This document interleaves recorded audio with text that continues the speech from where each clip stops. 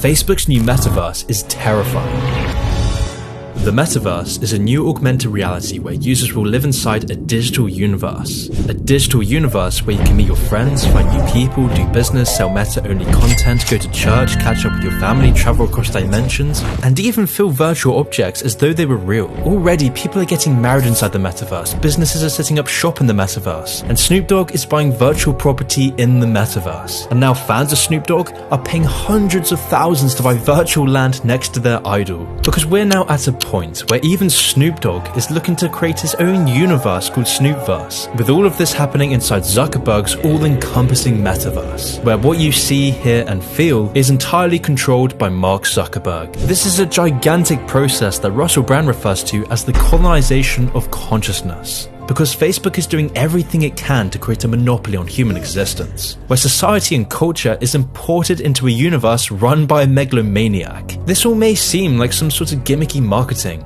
It may seem impossible. I mean, how on earth could a social media company create their own universe? At least these were my first thoughts. But after making a video on the metaverse, I began to find out more and more about the absolute insanity of the metaverse. It became very clear to me that this is a project more evil than I could have possibly imagined. And here's why.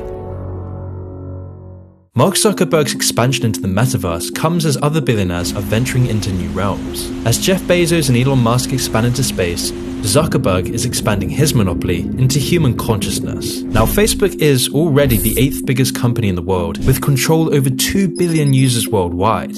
Facebook alone already has 5 times the amount of active users than any other social media company, and Instagram is following suit. But for Zuckerberg, this wasn't enough. If Facebook was to monopolize human consciousness and control an entirely new reality, Facebook needed to lure people in. Because once enough influential people, businesses and cultural groups are in, everyone else then has no choice but to jump into the metaverse or face extreme outcasting. So the first step for Facebook to lure people into its new reality was to dominate the virtual reality market, which is why in 2014 Facebook acquired Oculus Rift for a total of $2 billion. Now Oculus, for those who don't know, controls 75% of the virtual reality market, and this number will only continue to grow as Facebook sets to subsidize these exact headsets to increase their availability, also that Facebook can start to hook us in with our first free hit. It really won't be much longer until you're being offered a subsidized or even free headset to lure you into the metaverse. But even still, you wouldn't really have any real reason to stay in the metaverse for extended periods of time or even join the metaverse in the first place. The only way Facebook could addict you to extract the most amount of money from your data, privacy and consciousness would be to envelop society as a whole, which is why Facebook is actively working to control our reality in 3 key ways. Through religious control, economic control, and political control. If Facebook could get religious groups, social groups, businesses, shops, workspaces, news, and political groups to be sucked into the metaverse, then you yourself would have no other choice but to join in, which would then allow Facebook to reshape an entire culture, an entire generation of people. They just needed to trick enough users, or what Zuckerberg refers to as dumb fucks, to join in and become addicted. That's exactly why during the development of the metaverse, Facebook developers have been regularly meeting religious leaders. For example, religious leaders like Sam Collier, the pastor for the megachurch Hillsong. The church was approached by Facebook, with the proposition being that the church could gain far-reaching expansion if they were to join in on the metaverse. All they had to do was become exclusive to the metaverse. This was an offer that was all too tempting in a world that continually shuns away the church from regular life. So the Hillsong church agreed, and is now in an exclusive partnership with Facebook. This is far from just an anomaly. Since 2017, Facebook has been courting all sorts of religious leaders to lure them into joining the metaverse. But why is Facebook doing all of this with unknown religious leaders? Well, according to Facebook's chief operating officer, Sheryl Sandberg, Facebook hopes to, quote, host religious services in virtual reality spaces, as well as use augmented reality as an educational tool to teach children the story of their faith. With Bishop Robert Barron claiming that Facebook is now giving people, quote, the kind of intimate experience of the Mass they wouldn't normally have. Imagine this for a second. One man with total control of billions of people's stolen data, all their secrets, their lives, their futures. Whoever controls the data, controls the future.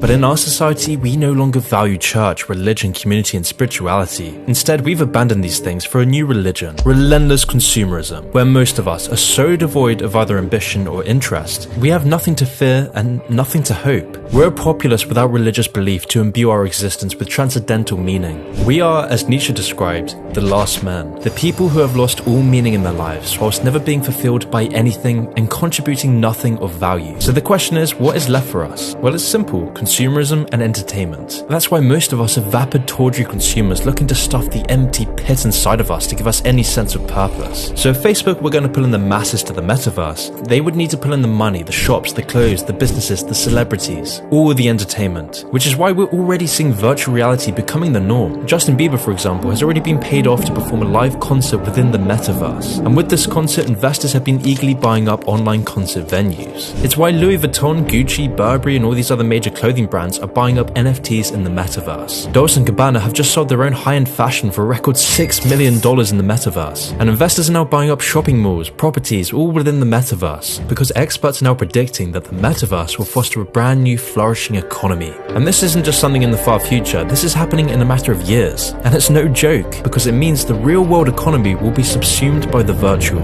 And now this may not seem all too bad, until you ask yourself, how does Facebook benefit from any of this? Well, Facebook will have total power. Facebook will dictate the brands that are sold, the small businesses run, the land you own, and the sites you see, which means Facebook could choose to ban you for whatever reason it deems fit. Facebook could literally control the value of your business through its advanced algorithms.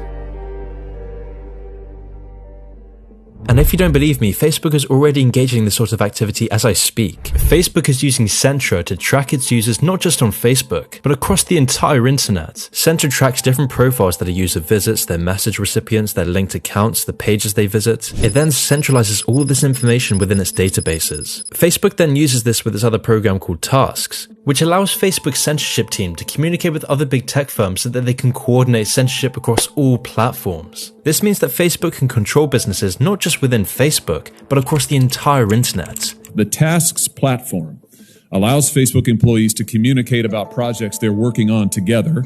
That includes Facebook's censorship teams, including the so-called community well-being team, the integrity team, and the hate speech engineering team, who all use the Task platform to discuss which individuals or hashtags or websites to ban. And what's more is that through all of this tracking, Facebook has gained unparalleled amounts of your personal information. This is why we've all had that weird experience when our devices try to sell us products after merely just talking about it with friends and family. Toys are what I'm the most interested in right now.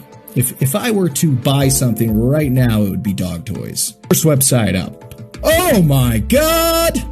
It's right there! Social media is now so effective at modeling and categorizing our behaviors and predicting what we're likely to buy next that companies like Facebook already know our interests before we've even typed it up. But just imagine what this means for the metaverse. When you go shopping in the metaverse, when you go to concerts, when you meet your friends in your virtual houses, when your entire life and all your interactions are being fed into an algorithm that exploits you, this is a recipe for disaster. Instead of just going to a Justin Bieber or Travis Scott concert, you'll be going in metaverse concerts that track the exact songs at the exact moments you showed signs of enjoyment. The metaverse will know the dances you do and the other metaverse users that you were attracted to, with all of this data going to a man who is consistently questioned in Congress, a man whose whole story is